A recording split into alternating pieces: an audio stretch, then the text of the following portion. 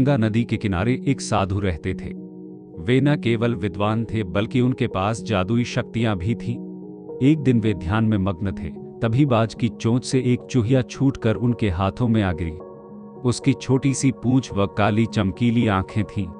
उन्हें वह बहुत अच्छी लगी, पर घर ले जाने से पहले उन्होंने जादुई मंत्रों के प्रयोग से उसे एक लड़की में बदल दिया।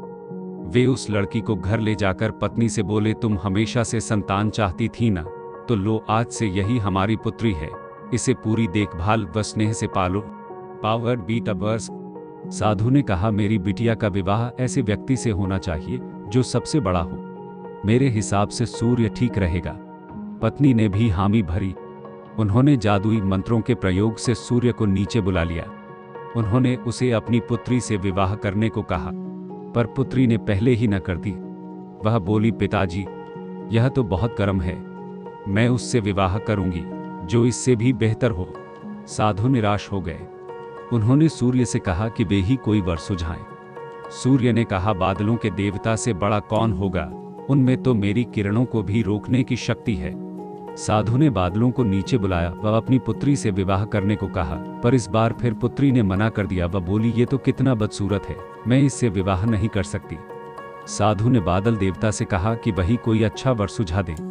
वे बोले, पवन देवता ठीक रहेंगे, वे तो मुझे भी अपने फूंक से उड़ा देते हैं। साधु ने पवन देवता को बुलाकर अपनी पुत्री से विवाह करने को कहा। पुत्री ने फिर इनकार कर दिया। वह बोली, मैं इससे शादी नहीं करूंगी, ये तो कहीं टिकते नहीं, हमेशा यहाँ वहाँ भागते रहते हैं। साधु ने पवन देव से पूछा, क्या मेरी पुत्री के लिए ऐसा वर हो सकता है जो आपसे भी बेहतर हो? पवन देव ने कहा कि पर्वत देव मजबूत व ऊंचे हैं, वे मेरा भी रास्ता रोक देते हैं। पावर्ड बीट अवर्स। पर्वत देवता ने चूहे का नाम सुझाया। वे बोले, माना मैं काफी सख्त, मजबूत व ऊंचा हूं, पर चूहे मुझ में भी आसानी से बिल बना सकते हैं। साधु ने चूहे को बुलाया। उसे देखते ही उसकी पुत्री खुशी से उछल पड़ी, हाँ पिताजी, यही तो है वह मैं जिससे शादी करना चाहती थी।